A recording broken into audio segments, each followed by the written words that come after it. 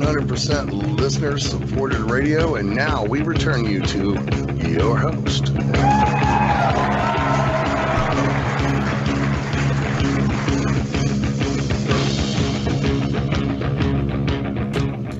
You're back with David Mackey's shiny side out on freedomslips.com on the #1 listener-supported talk radio on the net. So push the donate button or subscribe to the archives for about $5 a month. I'd like to say hello to all of the new listeners that we have today. We're glad you're on board, and just remember that this is a tinfoil hat zone, so keep your arms within the vehicle, no flash photography, and do turn off your personal reality inverters. We're halfway through the show, number 479. 9, 7, and 400. Absolutely. And look, and this is a brand new beginning of a show arc, and we're talking about the parasitic class that rules us. The parasitic system, fiat currency and fractional reserve lending. Yeah, that's right. So we're going to talk about the parasites for a little bit. Now, the reason we're going to do this is because we've been talking about microbiologists, the pandemic. We've talked about a whole bunch of stuff. And the thing that always comes back to us is, well, you know, if that were true, then people would know about it. People would rebel. They would do this and that. And the answer is no, they would not. They would not. They haven't. They haven't. Well, they did in certain instances. And we're going to go through the history of that. You will see that the history of the rebellion against it is a history of failures. A small success, but largely failures for various reasons. And the question is why? Why are we failing, and why is there such little resistance these days? Now, before we do that, and I will get to that, let's just talk about parasites, Dave. Why don't you take us through just the definition of parasites and see if we can see some similarities here at all? Yeah, let me begin. A parasite is an organism that lives in another organism, called the host, and often harms it. It depends on its host for survival. Without a host, a parasite cannot live. They cannot grow and they cannot multiply. For this reason, it rarely kills the host, but it can spread diseases, and some of these can be fatal. Mackie, one comes to mind immediately, a parasite. Not a tick or a mosquito or anything like that, but rather the one that lives in a fish's mouth. Yeah. It eats the tongue of the fish. It goes in through the gills, actually, and then finds its way to the mouth, eats the tongue, and then replaces the tongue as itself. Yes. Amazing, huh? Isn't it astounding? Like that would, it wasn't, it might have been a learned experience to get it to there, but we're talking about something that's sort of like a Slater or a roly-poly. I'm not sure where you're from in the world. It kind of doesn't live up the right way either. So it's an extraordinary thing, and it gets to eat some of the morsels that are consumed by the fish. Isn't that something? It sure is, my friend. But that's right to the point. 100%. 100%. Tell us about parasitism as well. Parasitism is a symbiotic relationship between species where one organism, the parasite lives on or inside another organism, the host causing it some harm, and is adapted structurally to this way of life. Like the tongue. Yeah, like the tongue. Yep. The entomologist E.O. Wilson has characterized parasites as predators that eat prey in units of less than one. Parasites include single-celled protozoans, such as the agents of malaria, the sleeping sickness, or amoebic dysentery. Well, that's never a good thing. He died of dysentery at the weather watch of his ass. That man loved this way. And here I give it to you, little kid. Yeah, animals such as hookworms, lice, mosquitoes, and vampire bats, fungi as honey fungus, and the agents of ringworm, and plants such as mistletoe, dodder, and boom rappers. Like predation, parasitism is a type of consumer resource interaction, but unlike predators, parasites, with the exception of parasitoids, are typically much smaller than their host, do not kill them, and often live in or on their host for an extended period. Parasites of animals are highly specialized and reproduce at a faster rate than their hosts. Parasites reduce host fitness by general and specialized pathology, from parasitic castration to modification of a host behavior. Parasites increase their own fitness by exploiting hosts for resources necessary for their survival, as in the creature that lives in a fish's mouth eats some of the food. In particular, by feeding on them and by using intermediate secondary hosts to assist in their transmission from one definitive primary host to another. Mekki. People have known about parasites such as roundworms and tapeworms since ancient Egypt, Greece, and Rome. In early modern times, Antony van Leeuwenhoek observed Giardia lambia in his microscope in 1681, while Francesco Redi described internal and external parasites, including sheep, liver fluke, and ticks. Modern parasitology developed in the 19th century. In human culture, parasitism has negative connotations. These were exploited to satirical effect in Jonathan Swift's 1733 poem on poetry, A Rhapsody, comparing poets to hyperparasitical vermin.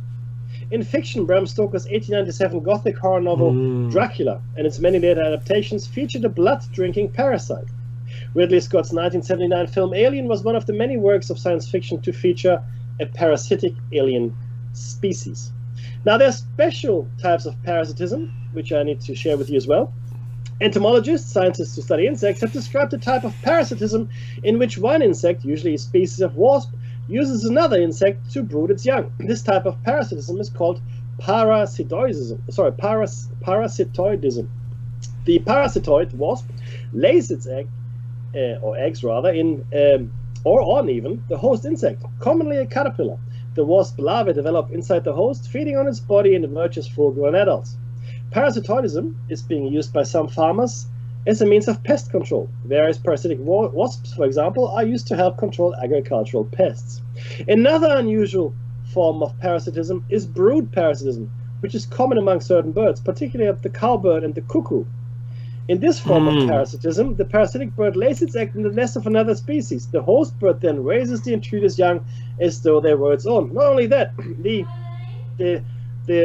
intruder's eggs, or the intruder's offspring, push out of the nest the actual offspring, in case you're not aware of this. So when a cuckoo lays its eggs in the nest of I don't know, sparrow or whatever, the hatching cuckoos push out the sparrow's actual offspring onto the ground to kill them. Now, the last one is the important one. A type of parasitism called social parasitism occurs among certain communal insects. Some species of ants, for example, kidnap and enslave the workers of other ant species. So this is why on earth did Mekki and Dave tell you about parasites? Why are they telling you something that you can find in the Encyclopedia Britannica for yourself? Because it is important to understand what we're dealing with. Okay, you need to understand what a parasite is, and I have a shout out to all the other hosts here, all the other truth seekers. I beg you to no longer call them the elite. There was a promo just before just in the show break now, and again, of course, we did it until a few weeks ago, that spoke about the elite. The elite is doing this, the elite is doing that. I don't want to call them the elite anymore. They're parasites. The elite confers them a status of superiority, which I don't think they have. I think they are parasitic creatures that cannot exist without us. That's why they keep us here. But I don't want to get too deeply into that. So if I can just get everybody out there in the world to agree with me that we no longer call them the elite, our adversaries here, the unknown, but rather parasites, please. Let's call them parasites. And well, look, what they are. you'll begin to think this way when you've heard our show cycle. Yes. Now, but how did the parasitic class so successfully insinuate itself into the body of our civilization?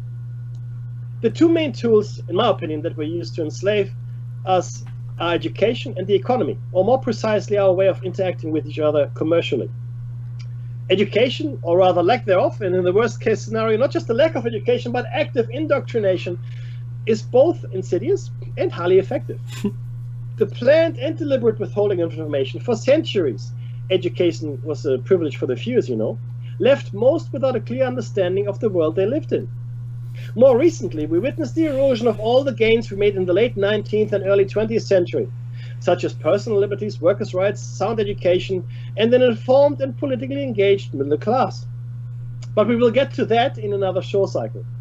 In this show cycle, we will look at how our economies have been structured and how, unbeknownst to most, we are living through what must be called the greatest con in human history. We are living through the greatest con in human history, the greatest con game. The following article examines the morality of fiat currency, a notion which most will find ridiculous in and of itself, an indictment of the state of our civilization. Nonetheless, we find it is necessary to start our show cycle with this article in mind. And we probably take that in turn. It's a little bit longer. If you want to start, my friend, the morality of fiat money. Yeah, it's by 𝐫𝐞𝐯𝐶. Very good. From 2019. This is an excerpt from chapter 13 of his book, The Ethics of Money Production, from 2008. Number 8. Fiat inflation constantly reduces the purchasing power of money. To some extent, it is possible for people to protect their savings against this trend, but this requires thorough financial knowledge, the time to constantly supervise one's investments, and a good dose of luck. People who lack one of these ingredients are likely to lose a substantial part of their assets. The savings of a lifetime often vanish into thin air during the last few years spent in retirement. The consequence is despair and the eradication of moral and social standards. But it would be wrong to infer that inflation produces this effect mainly among the elderly. As one writer observed, and here's a quote, "These effects are especially strong among the youth. They learn to live in the present and scorn those who try to teach them old-fashioned morality and thrift." Emphasis added. Inflation. I read the square brackets. I know you did. I know. Stage direction, exit left. Yes. Inflation thereby encourages a mentality of immediate gratification that is plainly at variance with the discipline and eternal prospect required to exercise principles of biblical stewardship, such as long-term investment for the benefit of future generations. That's gone out the window. Woo woo! That train left the station. Even those citizens who are blessed with the knowledge, time and luck to protect their substance of their savings cannot evade inflation's harmful impact because they have to adopt habits that are at odds with moral and spiritual health. Inflation forces them to spend more time thinking about their money than they otherwise would. We have noticed already that the old way for ordinary citizens to make savings was the accumulation of cash, usually under the mattress. Under fiat inflation, this strategy is suicidal. They must invest in assets the value of which grows during the inflation. The most practical way to do this is to buy stocks and bonds, but this entails many hours spent on comparing and selecting appropriate issues. And it compels them to be ever watchful and concerned about their money for the rest of their lives. They need to follow the financial news and monitor the price quotations on the financial markets. Mackie. Similarly, people will tend to prolong the phase of their life in which they strive to earn money, and they will place relatively greater emphasis on monetary returns than on any other criterion for choosing their profession. For example, some of those who would rather be inclined to gardening will nevertheless seek an industrial employment if the latter offers greater long-run monetary returns. And this is a personal experience as well. My father told me I shouldn't study, for example, archaeology, but rather economics, because the income prospects are better. And this is really something that is out there in the world. That's why everybody wants to study medicine, engineering, or law. That's the only reason that the entrance scores for these subjects are so high. That's right. Because everybody wants to do it, because there's a lot of money in it. Anyway, and more people will accept employment far from home if it allows them to earn a little additional money than under a natural monetary system. In fact, we see this all the time. There are vast diasporas of people from all countries. I mean, you've got tens, if not hundreds of thousands of people out of the Philippines, Indonesia, going into places like Singapore, Hong Kong to work as domestic workers. You see massive amounts of people out of India going to other parts of the world to work. China is probably the prime example of people trying to seek their fortunes outside of their country, right? Wow, yes. But even here in Australia, I know many of my friends are forced to move to Singapore, Dubai, other places to seek their fortunes, because that's where the work is, or America for that matter. So there's a massive migration away from your home. That's not just where the work is, that's where the money is. Where the money, bingo. That's where, in fact, the more money. In Dubai, for example, you don't pay any taxes at all, right? Now, this is important. So the spiritual dimension of these inflation-induced habits seems obvious. Money and financial questions come to play an exaggerated role in the life of man, or mankind. Inflation makes society materialistic. More and more people strive for money income at the expense of other things important for personal happiness. That's true. Inflation-induced geographical mobility artificially weakens family bonds and patriotic loyalty. Absolutely true. Now, there's a beautiful scene in it wasn't in the book, but it was in the movie The Wolf of Wall Street, where Leonardo DiCaprio, he plays the main protagonist, and the FBI people are just walking off his boat. He unsuccessfully tried to bribe them, so and he takes a stack of $100 bills, like it's a stack, right? And he just swishes them out like cards. When he deal cards, he just swishes them out into the air. You know what I call these? He says, I call these fun tokens. These are my fun tokens, right? and see, but this is it though, and we'll get to that in a little while. Now, many of those who tend to be greedy, envious, and niggardly anyway, fall prey to sin. Now, I know this is a sort of a religious connotation here, but this is really about morality. Forget the religious connotation for a second here, and think of sin as amoral behavior, okay, or unethical behavior. Even those who are not so inclined by their natures will be exposed to temptations they would not otherwise have felt. And because the vagaries of the financial markets also provide a ready excuse for an excessively parsimonious use of one's money, donations for charitable institutions decline. That is true. Then there's the fact that perennial inflation tends to deteriorate product quality. Every seller knows that it is difficult to sell the same physical product at higher prices than in previous years. But increasing money prices are unavoidable when the money supply is subject to relentless growth. So what do sellers do? In many cases, the rescue comes through technological innovation, which allows a cheaper production of the product, thus neutralizing or even overcompensating the countervailing influence of inflation. This is, for example, the case with personal computers and other products made with large inputs of information technology. But in other industries, technological progress plays a much smaller role. Here the sellers confront the above-mentioned problem. They then fabricate an inferior product and sell it under the same name, along with the euphemisms that have become customary in commercial marketing. So let's just examine this for a second. and I said this before, my grandfather bought a bicycle which he had all his life. All his life, I have now bought a pot. I bought a pot. It's a cast iron pot, and I expect this pot to be used by my great grandchildren because it's a cast iron pot. You know how much it cost? It cost $1,000. Jeez. But I know that my grandchildren will use it. I buy another pot for $50 or $100. I will throw it away in 2 years, in 3 years' time. I know I will. We are in a just-in-time economy. Okay, so our production means our just-in-time. Our delivery means our just-in-time, and our products. Yeah, and see, everything is covered by a warranty. Okay, but the thing is this: most things are calculated to fail as soon as that warranty is up. And a lot of things do fail when the warranty is up. And they're not serviceable. No. In fact, they are, but it would cost you an arm and a leg. It's cheaper to buy a new product. So a printer. Let's take a printer. A printer will cost you, let's say, I don't know, $400 with ink in it. Okay? That's a printer. It's beautiful. We bought one for $30. Oh, I applaud your thrift. but if your printer runs out of ink, at that point it would be cheaper to buy a new printer than buy ink.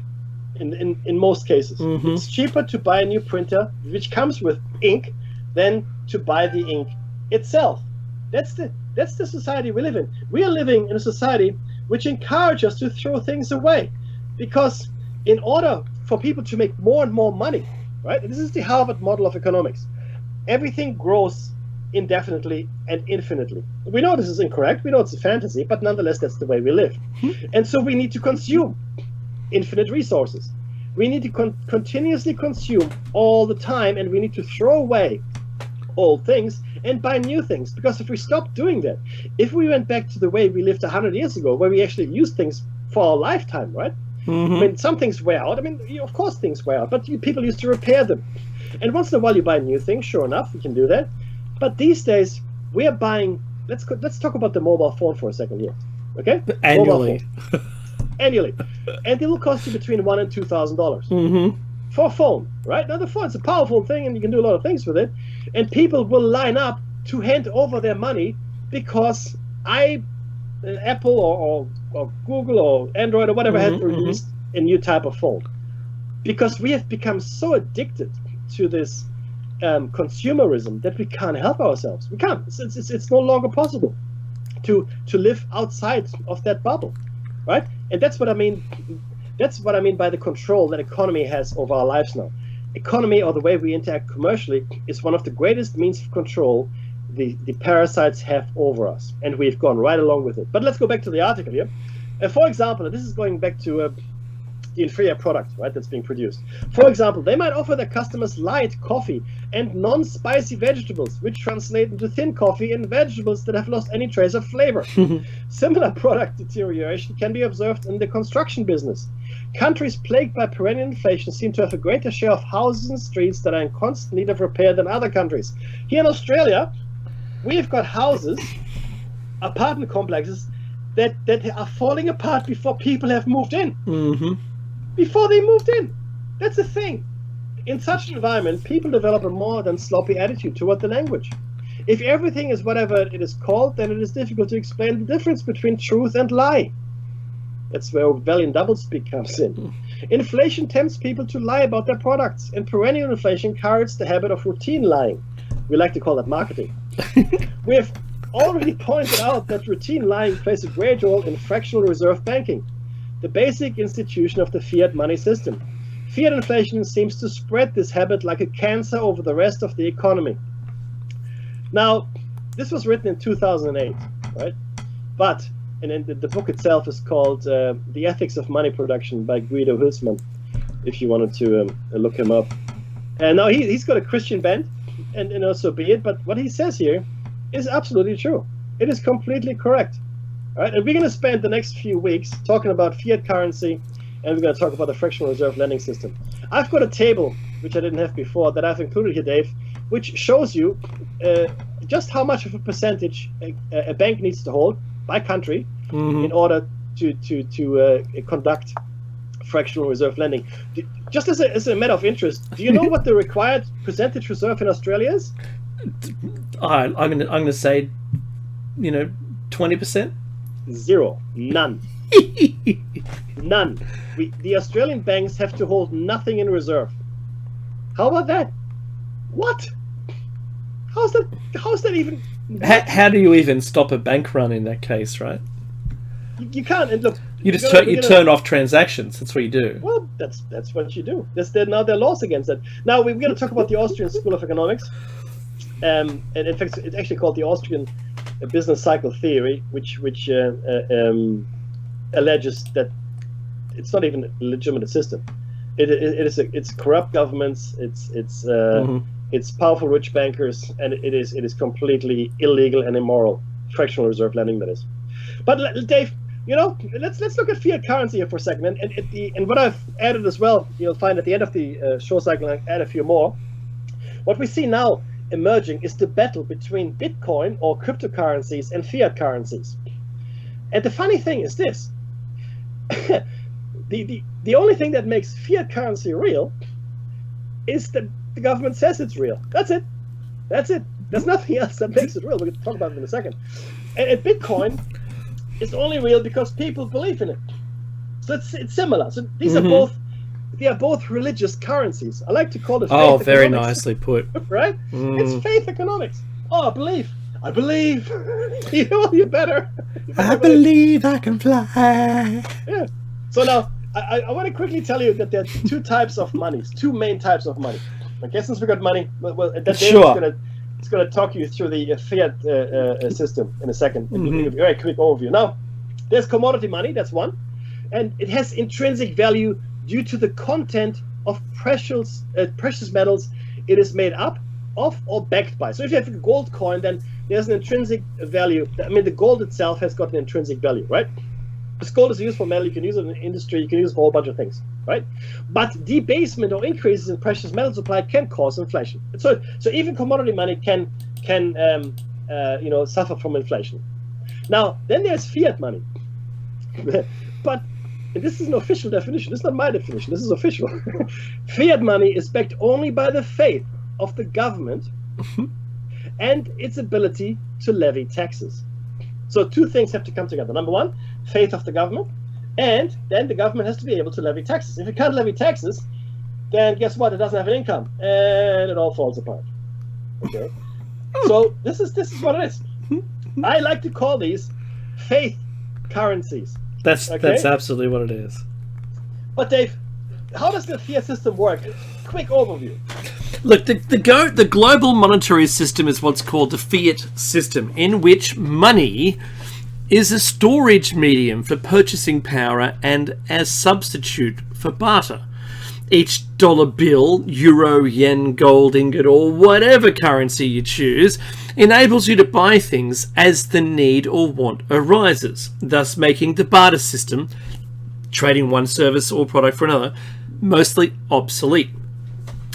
Money then enables enterprises to develop and societies to establish subspecializations, thus fostering a sort of dynamic progression towards the future. For example, before there was money, anyone who owned land produced their own necessities and traded the surplus with others for the things that they needed. Money changed that system by its inherent ability to store purchasing power, thus giving people the opportunity to make plans for the future and to specialize. In other words, if you're a good wheat farmer, then you can specialize in wheat and buy your equipment, hire workers, and look for neighbors' lands to buy, maybe to expand your wheat farm, because you've got a storage pool of your effort, right?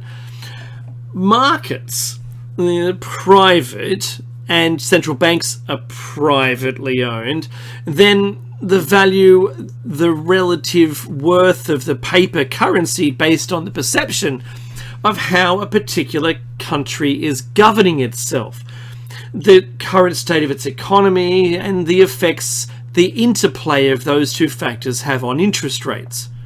Most of the world's money is called fiat money, meaning it is accepted as money because the government says that it's legal tender, and the public has enough confidence and faith in the money's ability to serve as a storage medium for purchasing power. A fiat system is based on a government's mandate that the paper currency it prints is legal tender for making financial transactions. Legal tender means that the money is backed by the full faith and credit of the government that issues it. In other words, the government promises to be good for it. Fiat money is the opposite of commodity money, which is money that's based on a valuable commodity, a method of valuation that was used in the past. At times, the commodity itself actually was used as money. As Mickey, my esteemed co-host, said, gold coins. Absolutely true. So this could be of grain or fur or even animal products. Commodity money preceded the current fiat system. Shells, Mickey, yes. Expensive rocks, things that were collectibles were your stored purchasing power. The term derives from the Latin fiat, which means let it be done, it shall be. So literally translated, fiat means let it be done or it shall be. So meaning, it is what it is. It's what I say it is, really. The first use of fiat money has been recorded in China around 1000 of the Common Era, so about 1,000 years ago.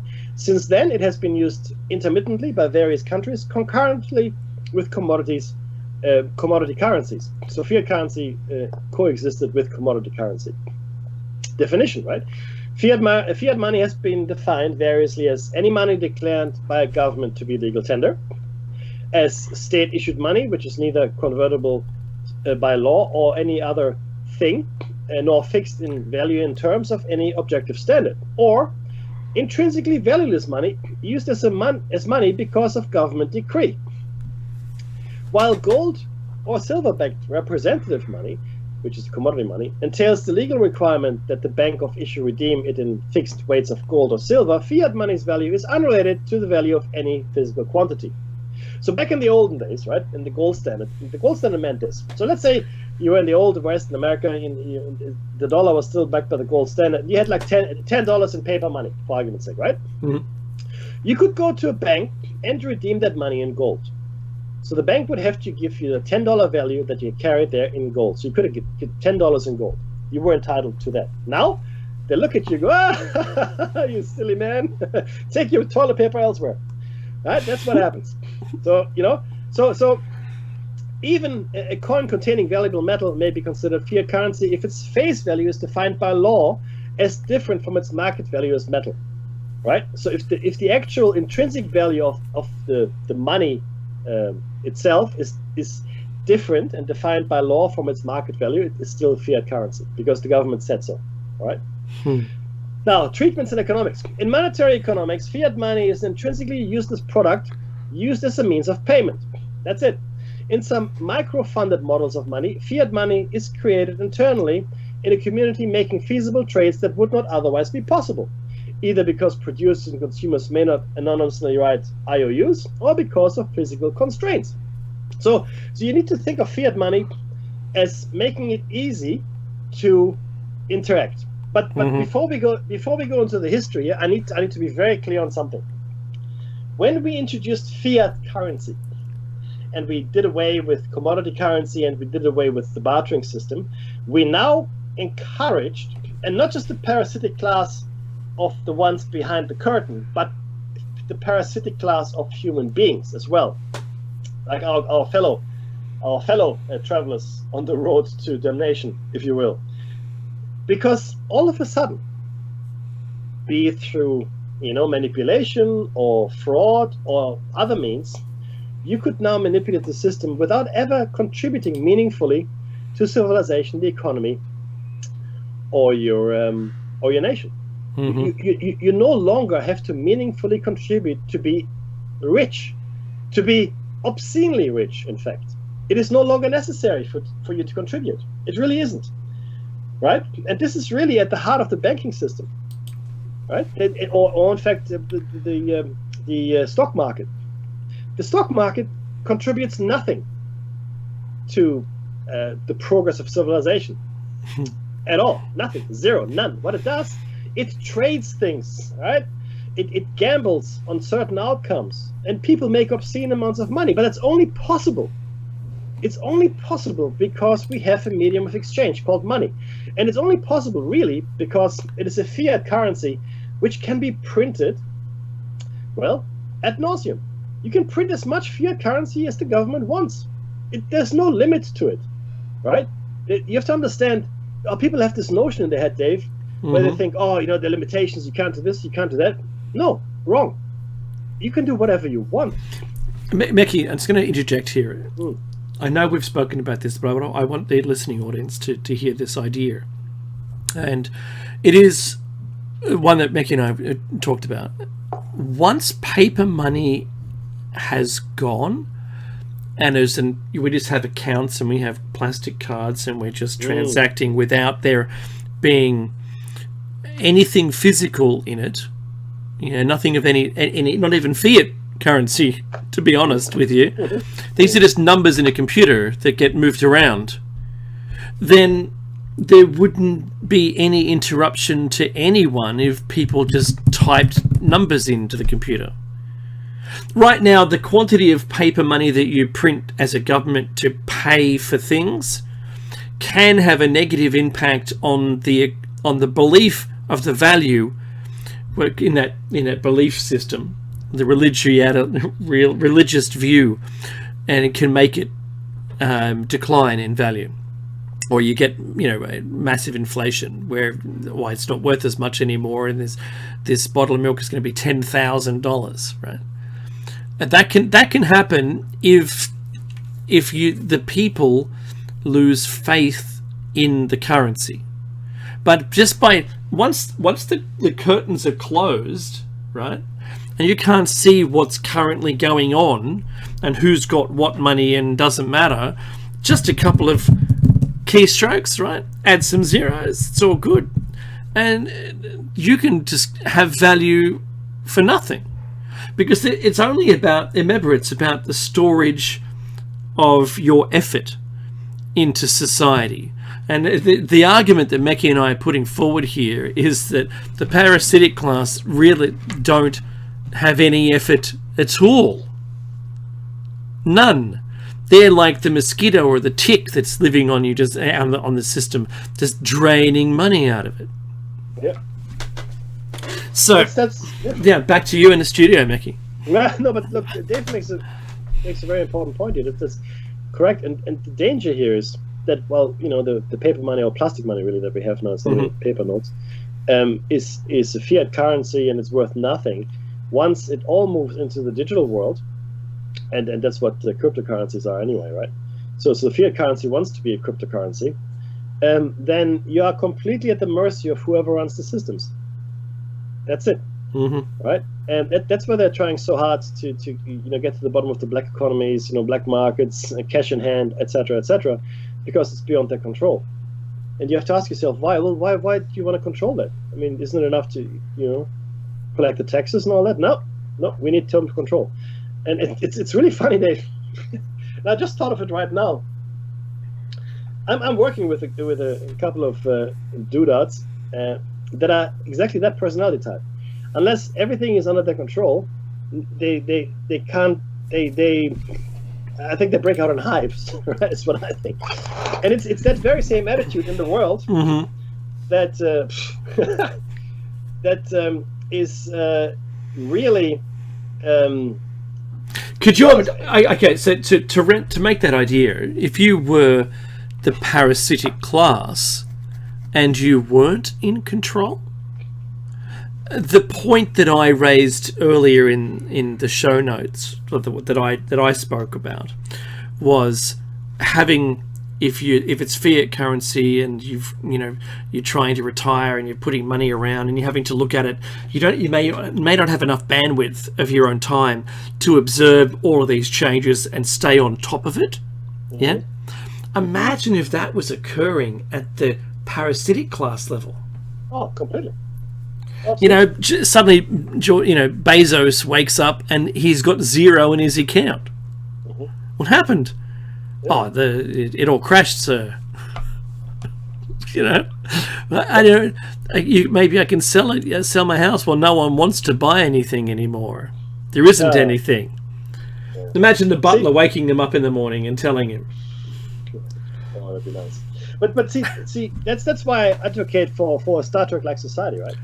Where people are allowed to explore and develop their proclivities, their talents, all the things that they're good at, and contribute to society. Everybody is encouraged to actively contribute to society. Everybody after their own talents and fashion, right? Not everybody can do this, not everybody can do that, but it's all equally valued.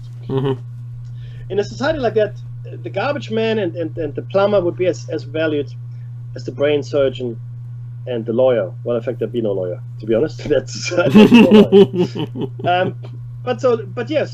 even in the microcosm, you can see it is this striving for control, the need to have control, that is probably the most critical failure indicator there is.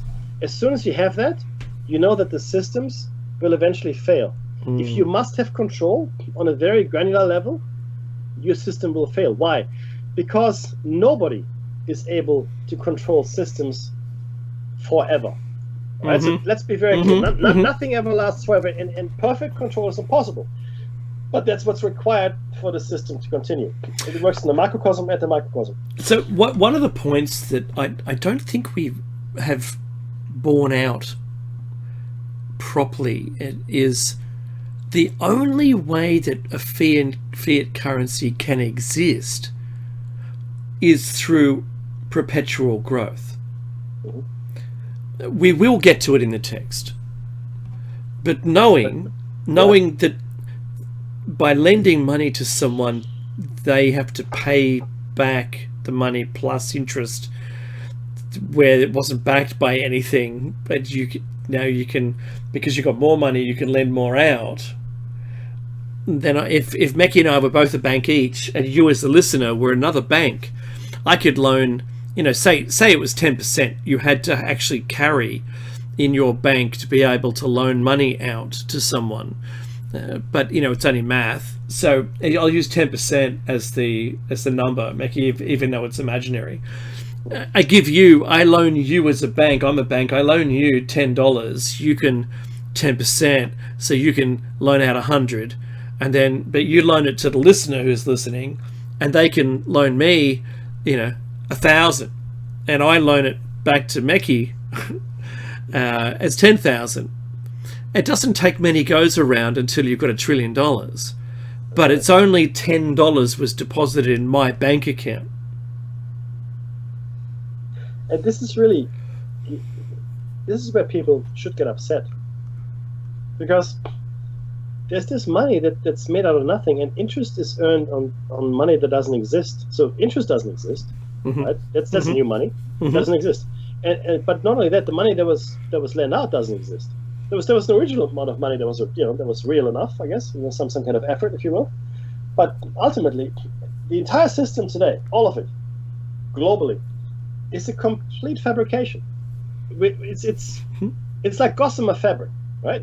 And it is beautiful to look at, right? But if it comes too close to a flame, it'll just go up, and woof, it's gone. It cannot stand scrutiny. It's very similar. It's not the same, but it's very similar to what happened with Bernie Madoff, right? So a pyramid scheme is different in kind, but has the same kind of rationale behind it. So yes. But what he did, he got money from his investors, and he then said he was investing things, and maybe he was, but it wasn't doing very well. You mean a Ponzi scheme, right? That's it. It's a Ponzi scheme. And he would use the money from the new investors to pay out the old investors, or pay them a dividend, right? That's right. That's really how it works. So this is that exact same thing, only in reverse. So you've got real money, right? And you keep lending it out, and then you're getting income from the imaginary money, right? It's like a reverse Ponzi scheme, and people are benefiting from it to such an extent. It is no longer possible to actually measure their wealth. All right, these powerful banking families. I'm talking about the people that we are visible. The real parasites are completely invisible to us, right? They're not bankers, they're not politicians. They're completely invisible. We don't know who they are. But the parasites that we can see, the bankers and the banking families and others, That's exactly how it works. Like I said before, there is no ethical or moral foundation anymore for billionaires to exist. All billionaires should no longer be allowed to have billions of dollars in wealth. It just shouldn't be allowed, because we've got hundreds of thousands of people starving to death every day. Yeah. Well, maybe not every day, but you know what I'm talking about. And here we are having people living in obscene wealth. Like, so we did a show proving that the planet can sustain many more people than there currently is, but the problem about the starving is our food distribution system only supports the wealthy. Correct. It only supports those people with money, and we're trashing food for no reason, rather than this moral. Oh no, there's a reason. I know there's a reason, because they haven't got any money. No. If you were to give it away, you would lower its market value. So this is again the profit motive. So we could feed everybody, but that means we have to give it away because they can't afford to buy it. But we can't do that. Why? Oh, if I give it away, it's not worth anything. There's this scene in the Life of Brian. I'll just tip it. I'll just tip it into a bin. Yeah, that's better. Yeah, absolutely. There's this scene in Life of Brian. Life of Brian, I think he's selling something. Sorry, he's trying to give something like a gourd or something or sand. Like, but the point is, he's trying to give away something, right? And then the guy goes, "Oh, well, what's wrong with it?" "Well, nothing." "Well, why are you giving it away then?" "Oh, I don't need it anymore. Have it. I'll give you a shekel for it. I don't want any money for it." "Well, no?" And see, the guy couldn't get the concept that someone would give him something for free, because it has to have some value, right? But if it doesn't have any value, what's wrong with it? What's wrong with it? And you know what the funny thing is here, Dave? There's actually a segue to something. Do you know the kind of food that the first world nations are willing to give away to third world nations? What's that? GMO. Genetically modified food is being given away to which then is promptly rejected by most third world nations. "I don't want your GMO, thank you very much." "No, thank you, I don't want it." And the reason for that is well, many layers of reasons, but one of the reasons is, if I accept your GMO corn or whatever it might be, your seeds, I can no longer live the way I do, because there are subsistence farmers that engage in seed saving. So if you plant I don't know, melons, whatever you plant, right? You take them to market, sell them, but you keep some of the seeds to use next season. That's seed saving. With GMO plants, you can't save any seeds. Either the GMO plants, because they're not heirloom seeds. No, they're not. Either they have no seeds, right? Yep. Or the seeds are infertile, so they're neutralized. So you can't do seed saving. So you have to go back to the GMO, to the company, right? Monsanto mostly, and buy seeds again next year, right? That's So right.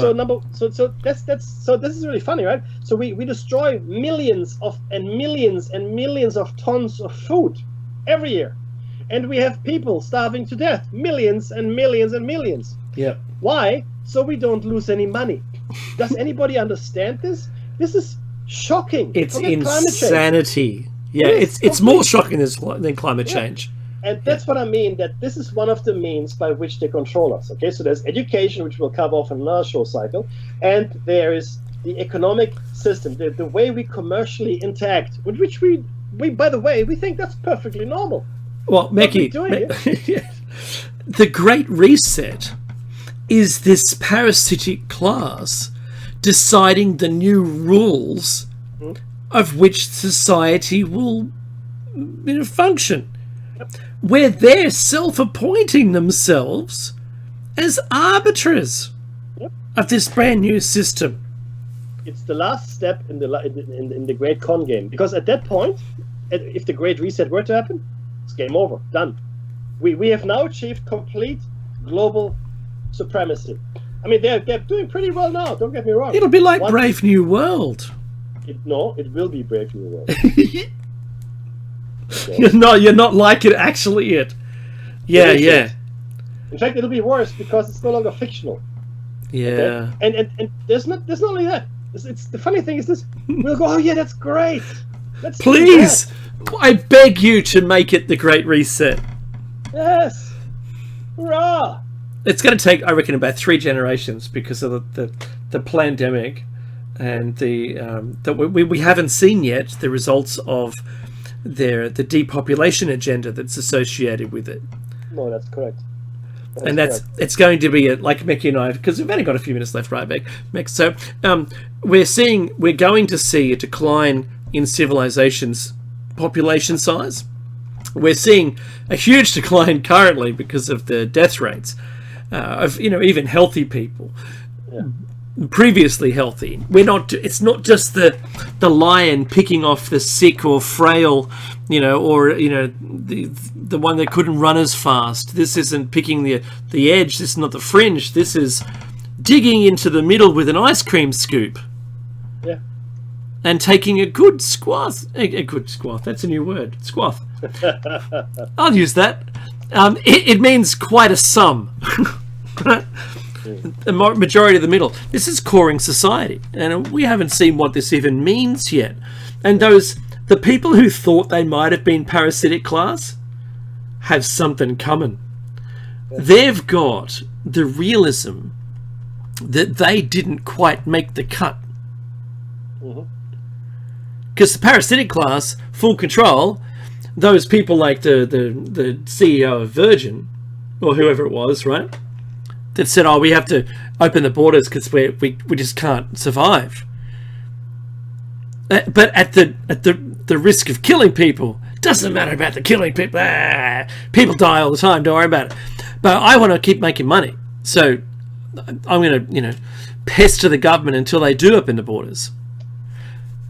Mickey, Australia's gone up 2,000 silently in the last 2 weeks, 3 weeks.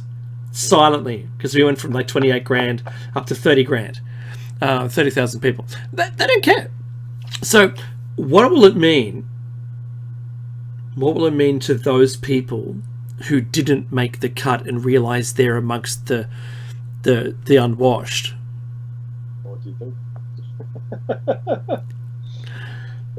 It'd be too late, number one. Yeah. So because the thing is this, we've already seen it. Massive protest movements. They've already. It's really funny. So citizens of a country protest or don't like something, and they go out and radicals or terrorists or whatever they call them, what you like. But when the majority does it, we've seen it in Russia and Ukraine, everywhere. Right? Yeah. In fact, the best example is Myanmar. No, the elite. Sorry, the parasites. The parasites will simply. Suppress it, squash them, kill them, and you know what? So what you're going to say anyway? What you're going to do? So you're not part of it. Well, clearly you're not worth it. It is really quite Darwinian in many ways, right? It's survival of the most parasitic that we see. Not the well in this, but see within this context, within the context of the civilization and the economic and social model we've created for ourselves. The parasitic class is the most likely to survive because it is completely, it's perfectly adapted to function in this environment. If you are a dreamer or a person that wants to contribute, if you work to push civilization forward, I'll keep you around. But you know what? The parasites are the ones we reward the most. We look at the celebrity cults that are happening these days. Oh my goodness, right? Yeah. Through social media. I mean, some people are famous because they're famous. That's it. What does that even mean? I'm famous because I'm famous. Oh, a TikToker or a YouTuber or someone who, that's it. But that's right. It's insane. What have you done? Oh, I'm on YouTube. What have you done? Oh, I unwrapped gifts. What? I'm sorry. Disney unboxing was one of the I think topped a couple of years back of 30 million in revenue.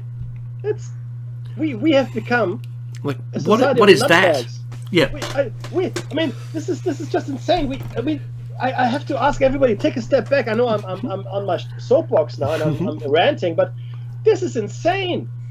We have created an insane society. We're living amongst insanity, complete insanity, where we think, oh yeah, this is a good thing.